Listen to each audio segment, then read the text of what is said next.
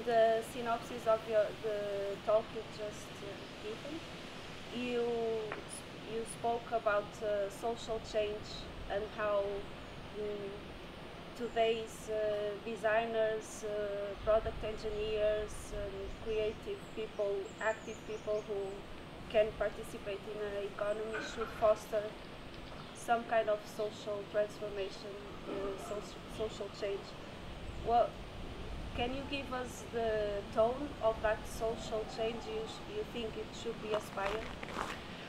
Well, so I guess what I'd say is that social change isn't. There's no monopoly on social change, right? So, in, say, the country I'm from, the United States, in the 1950s, the automobile industry, together with the government, worked on a strategy of moving people from cities to suburbs. So this was in the interest of the automobile companies, but it was also a strategy to make the U.S. more resilient to nuclear war. So if Chicago was bombed, if everyone lived far outside of Chicago, it would do much less damage than if everyone was inside Chicago. So that's a very strong social change that happened, and it's left our cities very high on resources, very kind of low on community spaces, and it's quite frankly, most people who think about cities recognize that that's not a good trend. Um, at the same time in the US, there was the civil rights movement, which was another kind of social change that was motivated for a different set of reasons and happened in a different kind of set of ways. I guess what I'm trying to make the argument for is that most social change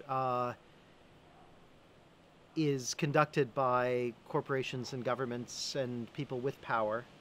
And every once in a while, you get great social movements which produce social change through other mechanisms. And unfortunately, the field of design is so beholden to clients, so beholden to people with enough money to hire designers or engineers, that almost all the change that they affect kind of reinforces or reifies the kind of power structures of society as they are now. And so, which is what the example of suburbs in the U.S.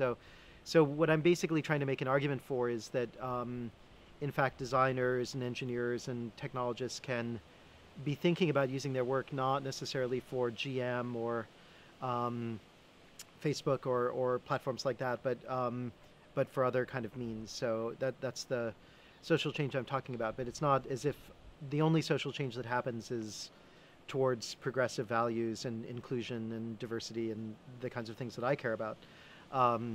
Social and economic equality. Those are things I care about, but unfortunately, most of the social change that happens is a different kind of social change. How do you think it would be possible for productive people, young people who are starting their working life, how it would be possible to shift from being mere servants with our time and with our labor and with our creativity, serving the usual suspects, and begin devoting our attention to other ways of organizing and still survive. I mean, Yeah. probably something that people ask you a lot is how can we work in a different way and still earn a living. Sure. I mean, if it's always the powerful and the rich who have the money to support this, to support the way how we spend our time, then how would it be possible to make a shift and yet survive? Yeah, no, it's a great question. And in fact, it gets back to this problem, which is that if only rich people or social forces have the power to hire designers and engineers, then how can anything get into the world except, in our kind of particular moment, except through big corporations or governments? And so the argument is very simple, and you've heard it before, which is that there has to be a kind of a change in the means of production. And the 20th century was characterized by a means of production that was focused around the factory. Um, the idea of aggregating a lot of resources into a single place, which was producing things, and here I'm borrowing from theorists like Carlos Baldwin and Eric von Hippel, but they produce things to sell them. So the New York Times, for instance, produced news not for their own good, but to sell back to the communities where they got the news from. GM produced cars. I mean, of course, the people at GM drove the cars, but they were producing them to sell them.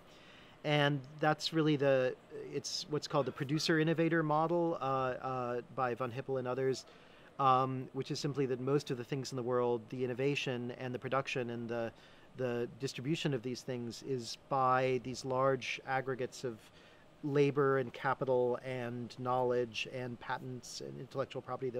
All of those things are combined to produce something for sale. And what we've seen about 20, 25 years ago, there was this strange kind of geek culture around free software get started. Richard Stallman is often seen as kind of the first person to really put a coherent theory around it, but basically these are people who are producing software for themselves to use.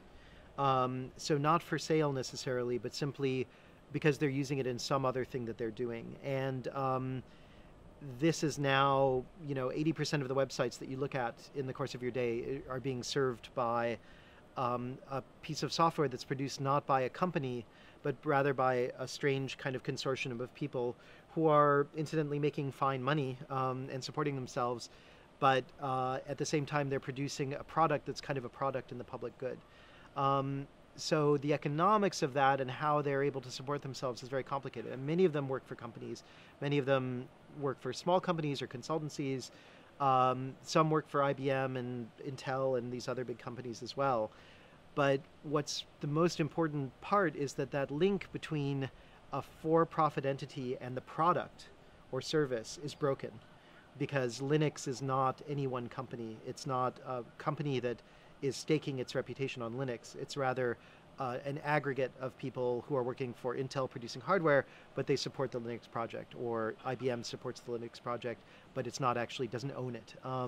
So I think that's the very interesting moment that we're in, where we've seen that, and Eric von Hippel and Carlos Baldwin say that this is the fact that communications have gone down. So before, to make Microsoft or to make Boeing or some big company, Airbus, you would basically have to bring people together, because otherwise it was too complicated a design process to build something like an operating system or a jet. But because communication costs have gone down, and because people have figured out how to design software which opens up a collaboration process like Git or version control in the software world, or Instructables in the kind of hardware world, I mean, there's a lot of different examples now. You can have people collaborating across the world with different motivations. They don't have to have the same motivation.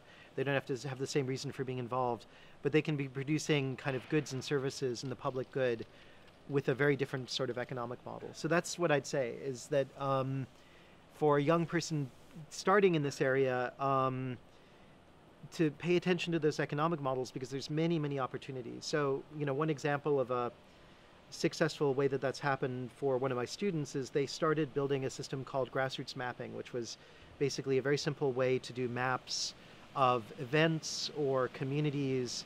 The hardware costs about $100 and can be used many times. It's basically a disposable camera and a balloon, and then some software that they wrote that's free software that's in the public domain.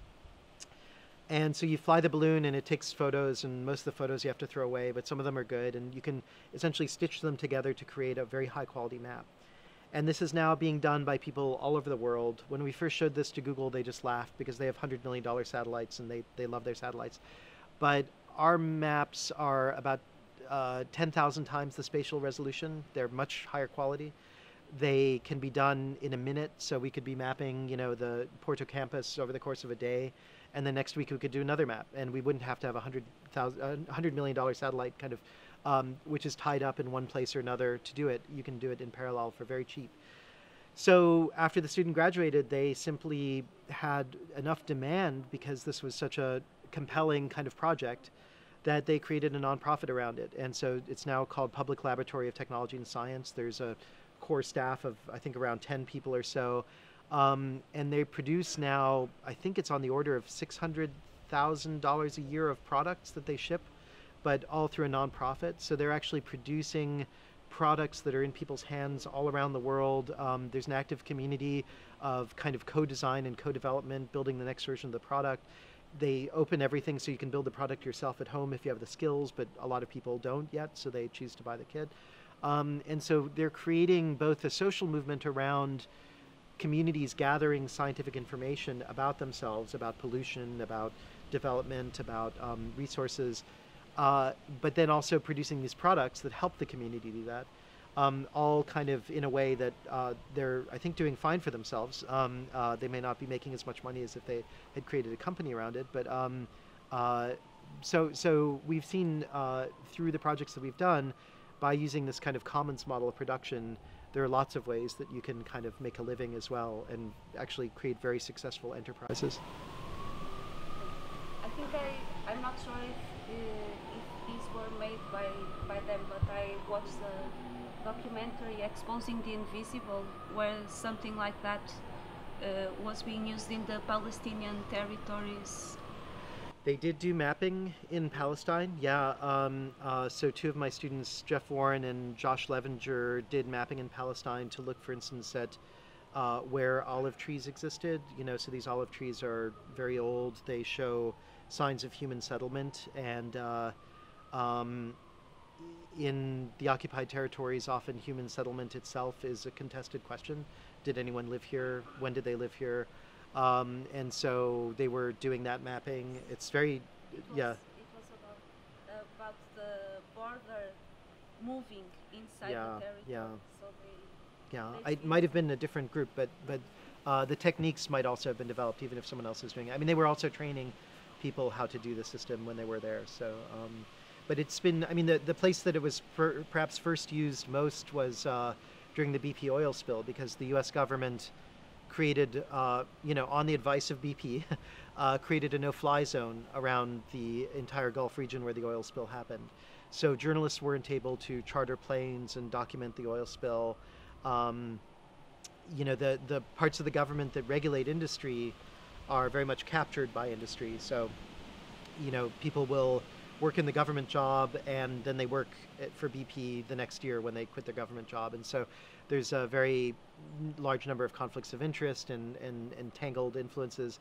So we just got a call on our answering machine from a shrimp boat fisherman named Captain Billy, who left a message at MIT on our answering machine saying, "Hey, this is Captain Billy. I want you guys to fly down." And Jeff Warren, the student who started this whole project, talked to me and he said, "Do you think I should go?" And I was like, "No, you've got to work on your thesis. I don't think it's a good idea." So he went, and they immediately trained like 12 community groups, and these data sets are, I think at the time, they were the biggest public science data set. I mean, terabytes of images were taken by the communities every couple of days, every week in some areas. They showed the oil coming, the birds disappearing. I mean, all these changes that weren't being documented in any other way. And these photo sets are being used, the data sets of photos are being used in lawsuits against BP by the community. So,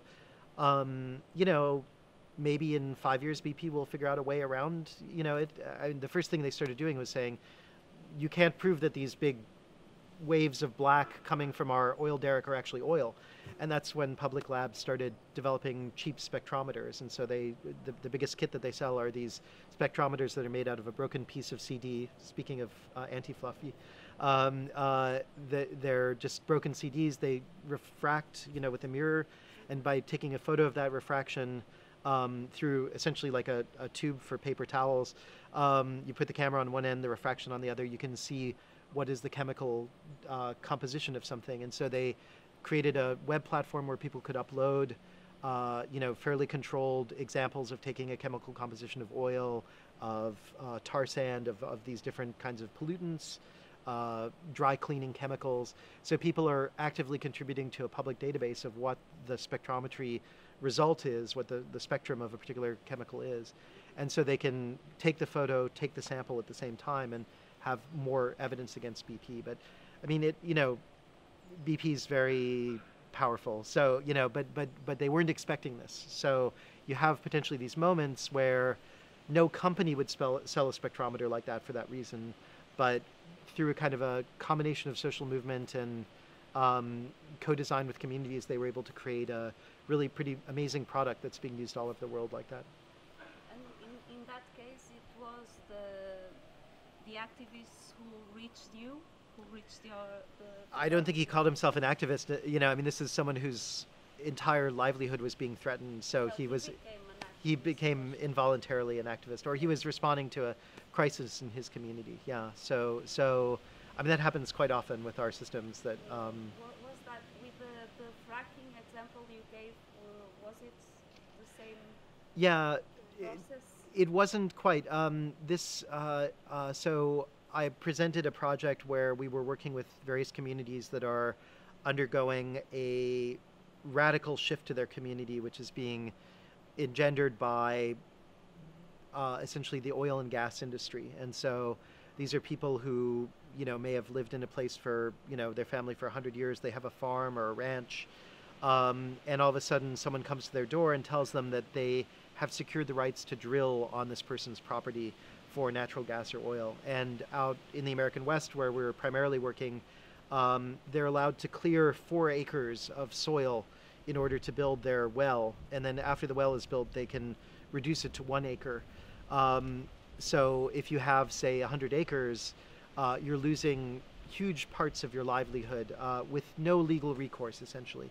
And so what we were doing was trying to organize people in these communities around resisting the oil and gas industry's business strategies, essentially.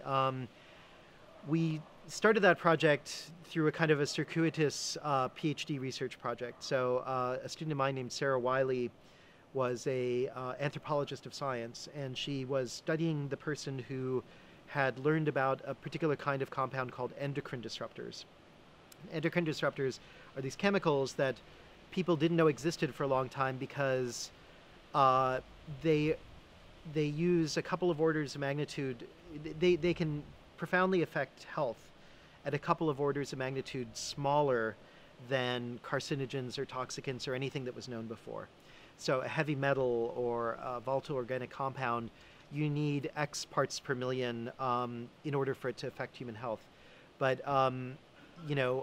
these endocrine disruptors require X parts per billion in order to affect human health. So they existed, but no one even knew they existed. So an example would be, for instance, false estrogens, which create radically different shifts in the developing body. And so in the Great Lakes, they were in the U.S. they were finding these fish that were developing like 4 eyes and 2 bodies and 1 head, but in really large numbers, much more so than normal. And they couldn't find any reason why that was happening. And so this one woman discovered why. My student was studying this woman, who was amazing. I mean, she had become a scientist at the age of 50 after her children moved out, and she was the one who discovered why all these people were getting sick and these fish. She moved to Colorado to retire. My student was studying her in retirement, and the first thing she saw in Colorado was signs of endocrine disruption in this completely wild natural place. And she couldn't figure out where it was coming from, and she realized it was coming from fracking.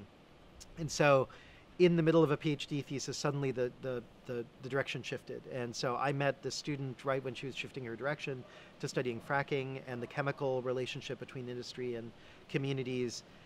And I kind of said, well, let's try to come up with information systems that can work with that. As I said, this was a very interesting project, but in the end, not particularly successful because we were unable to find ways to work with these activists in as hostile a situation as we were running into in these communities. It was a very tough use scenario. The last thing you want to do if you're building a community information platform is get people to spend a lot of time on something that doesn't help what they're doing already. And so what we would typically try to do is to say, okay, let's analyze the workflow of these activists and then try to figure out, is there a place where we can interject ourselves in their workflow? But so many of the activists were using paper, they weren't using digital systems, that we were constantly kind of struggling to figure out a way to work with them without forcing them to use a web browser or a phone or something like that that wasn't how they were working already. So it was a tough one. That was a really tough one. I immediately remembered what is now starting to happen in Portugal, also with the fracking threatens in the south, in the center of Portugal. And I was wondering, now that you're working in Portugal, in Madeira, and in Europe, if you're planning also here, or the work you're doing is also in connection with the local groups of activists. What are you working on for more political, social change, politically speaking, Yeah. in this territory? So, I recently moved to Madeira, which is, a very strange place in many ways. I mean, it's the New World, right? But there was no native population that was obliterated the way, the part of the New World I'm from is.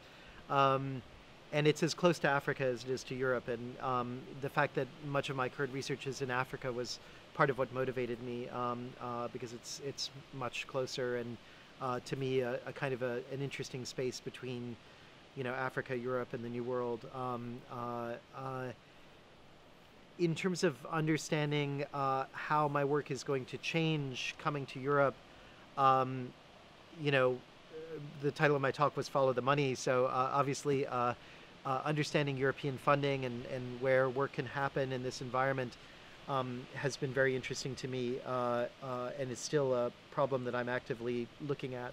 I have to say, I was very disappointed in the European Commission when I found out that the framework that they used for the EU grants around technology and innovation are what's called the Logical Framework Analysis System, which was developed by the RAND Corporation in the 1950s in the United States. So it's a very weird thing to come to Europe and to find out that their innovation model is based on kind of Vietnam War era American technocrats. So I'm still a little dizzy trying to understand what's going on here. The relationship to activists in Europe that I'm hoping to strike is absolutely. I would love to work with, say, fracking activists in Europe. I mean, I think that this is a space where there isn't a lot of information about what's happened in the United States or in Africa or other places where that kind of resource extraction has happened for a while. It's a place where we just heard about Volkswagen and the relationship of diesel, which is kind of the fuel of choice in Europe, and pollution. These are huge issues. The dependency on foreign coal and oil is huge in Europe, and Russia, for instance, has shown that they're willing to turn off power in the winter, as a foreign policy tactic. So Europe's in a position where understanding energy is a really central concern. So that's absolutely something I want to work on.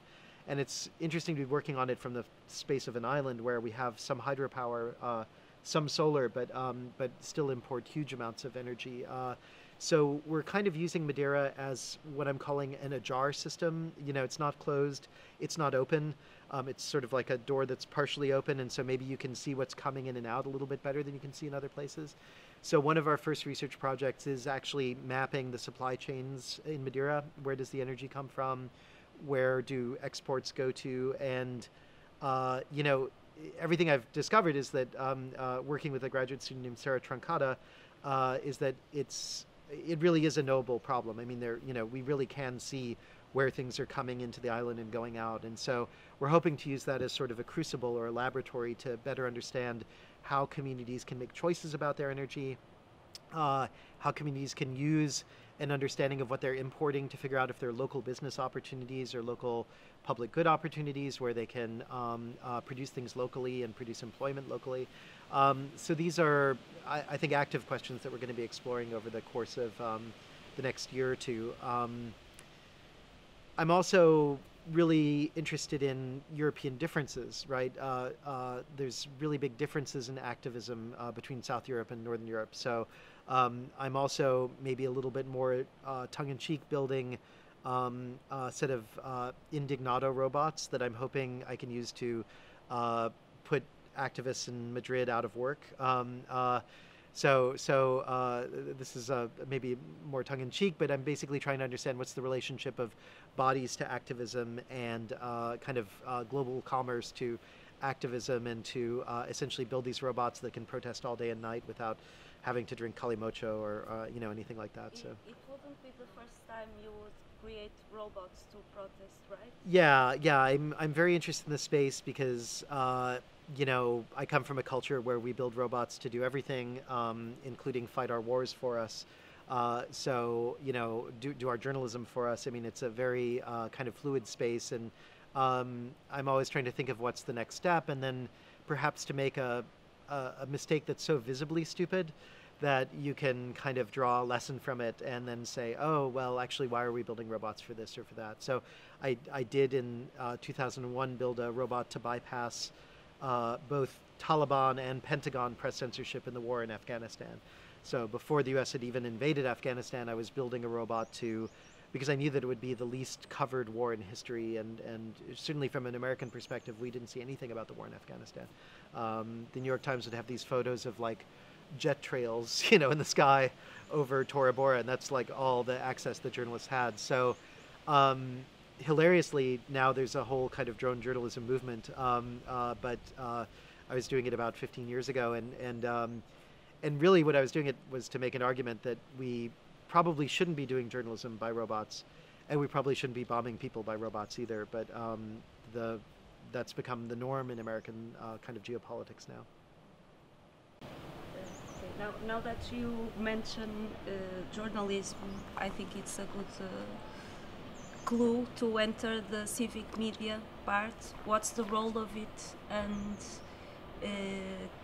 on community radios particularly, can they change the world? Can community radios save the world? What's going on with this new community radio trend that is starting to come out in so many different places now, making use of new technologies and what the internet provides that make it much more simple and accessible and cheap? Okay. Overall, we're in a period where media is kind of changing from a broadcast model of the 20th century to a network topology of a lot more kind of elements that are interconnected that can produce or show information to people. So you're looking at kind of a space where most information about your community you would read in a newspaper, where basically there'd be an office in the middle of the city, and they would send journalists out to communities all within the area that the newspaper was covering, and then the journalists would interview people, and then they would come back and they would edit it together, and then they would take trees from 2,000 miles away from Finland, bring the pulp, print it, and then send it back to where the journalists had gotten the information in from the beginning. So when I was growing up, you would learn about your community from this kind of crazy process that was consolidated in an office somewhere downtown, and printing presses also maybe downtown. And now we're in a topology where if you want to learn what's happening in your community, you'll very often go to a blog run by someone within the community. And Global Voices is a great example of this with international news, where you say there are bloggers all over the world, let's take some of them and translate them so that you can hear their opinion rather than the New York Times writing or Spiegel writing about what is presumably happening in another community. And so it's a very interesting different topology. And what's interesting about it is not just happening through new technologies, but it also has the possibility to happen through older but still vibrant technologies. And so what I've been looking at is radio, where radio really kind of was born in this kind of era of broadcast. And radio, through a kind of a process of both commercialism and also government regulation, became very much not oriented around community, is what I'd say. Radio became, so in the United States, for instance, which was an early adopter of radio, and its legislation in the 1910s and 1920s became kind of a global standard and used all over the world. In the United States, somehow people who were involved in early radio stations convinced the government that it should be commercial, because if it were, for instance, run by a union, well, it's America, right? So it would be communist. But the point is, it would only serve a certain group of interest in a community. Whereas if it were commercial, the argument was uh, it had to interest anyone or as many people as possible because otherwise it wouldn't make money. And so somehow this argument won out, and it's like built into the national legislation all throughout the early 20th century.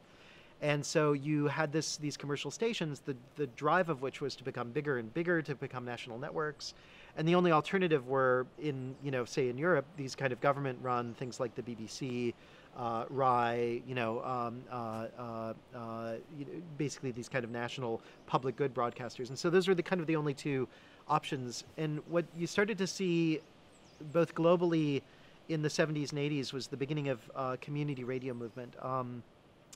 And this was very popular in South America, Central America. Brazil has thousands of community radio stations. And essentially what the regulators decided to do was to look the other way. I mean, in a lot of cases, these aren't legal, but they were clearly serving some kind of community need. And so the government would look the other way. And now it's being formalized. So in the UK, Ofcom, in France, basically the regulators have said, let's open up spectrum to small stations. A typical commercial station might be 5,000, 10,000 watts. These stations might be 25 or 100 watts. So much smaller areas, but because they're smaller areas, you can fit many more stations in the same space. And because you can fit many more stations, you can have many more diverse points of view. The stations don't have to necessarily be profitable. In the French case, for instance, they're taking tax income and using it to, or also sales tax on music and things like this, and using it to sponsor these small stations. And so you've seen hundreds of stations grow up in France just in the last 5 or 6 years. So I think there is this kind of interesting moment where you can take a medium that was mostly commercial, sometimes with the public good side, but was always driven to be bigger and bigger and bigger. And to say, what can we do now with that same medium that was a broadcast medium and reimagine how it might be in a network topology where the stations are much, much smaller. And each neighborhood can have a station, and because they're small and low wattage, each neighborhood can have a station that won't interfere with each other. So in the US, for instance, recently the FCC opened licenses for over 10,000 new stations. Not that many have been created, but they basically found, we now have the math to predict what interference will be, and we can create 10,000 new stations. They did an open call, and so you had Native American groups that had never had a station. You had, community groups that were interested in minimum wage law, and they would create a station. And so you have these much more diverse opportunities. And you could say that a website is not nearly as important as, Figaro or Spiegel or some big newspaper. But that's kind of missing the point. It's the fact that there are all these websites, and that one website might have very important information at a moment that lots of people go to. And so you've essentially created a kind of a network of information. And so I think that might be a very interesting possibility for radio in the future, and that's what we're working on with my current project. I was just going to ask you as a final question about the new forms of cooperative approaches to the production. You mentioned, like, what would be the main pillars of this new form? So cooperative what? Sorry, just to be clear. You spoke about we have to create new forms of cooperative production. Yeah. And what would be the main pillars of that new form that is rising? Okay, sure. So scholars of kind of innovation and technology have basically made an argument that there are kind of 3 periods that we've gone through, and the first period was kind of what you see in agrarian societies until sort of the Industrial Revolution, which is that most things were made by individuals or very small companies. They often had seen a problem that they needed to address for themselves, and then they figured out how to address the problem, and then they made something. And so, most farming tools, like, how you hold the oxen or how you cut the ground with a hoe, were done by individuals or individual blacksmiths for people in their community. And so the complexity of the thing couldn't get very complex. but it worked for the kind of needs of the person who was making it. And then in the Industrial Revolution, you started to see aggregations of kind of labor and capital into centers, into companies, like Bayer or BMW or GM or whatever, who would build huge campuses and factories and essentially make these things for sale to other people that could be much more complex because you had all these people working together and they would share blueprints and they would modify things, and you had the innovation happening near the factory, and the factory would be retooled based on ideas that were coming out, and so this is what was kind of the moment of factories in the 19th and 20th century. And now what seems to have happened is the cost of communications have gone so down so much that you can design very complicated things, but without having to do that. And so this is what people have called collaborative peer production. It's sort of a moment where you can have people producing things for kind of the same reason that a farmer would make their own tool, but by joining a group of people online, possibly distributed around the world, they can collaborate to make a tool that's much more better and also much more complicated, but again, mostly because they're doing it for themselves. And so you often see, for instance, in, say, the free software world, people who use a text editor like Vim. They use the text editor, they want to add a feature because they need a feature for themselves. They add it, they put it online, other people start contributing to it, it gets integrated into the main product. And so you see a much more kind of open space around collaborative peer production. The economics of it are still being understood, and I'd say that it's changing as quickly as it's being understood. Lots of companies are trying to co-opt it, so it's really similar to the basis of how Uber is using its labor model in a way, except that there's none of the agency or the collaboration that's involved. The workers in Uber are kind of separated from each other. Amazon Turk's another example of using the same technologies for a completely different reason. But for the people who are kind of involved in the collaborative peer production, there's a very kind of interesting sense, and that you can produce something for yourself, it will become interesting to other people, and then all of a sudden you're forming a kind of a movement around a technology, and people start to identify with that movement, and they start to identify with the bigger process of free software and collaborative peer production, and recognize that this is kind of an important means of production, perhaps the most important means of production since the Industrial Revolution. How can we ensure that it doesn't get entirely co-opted by corporate interests or by top-down processes?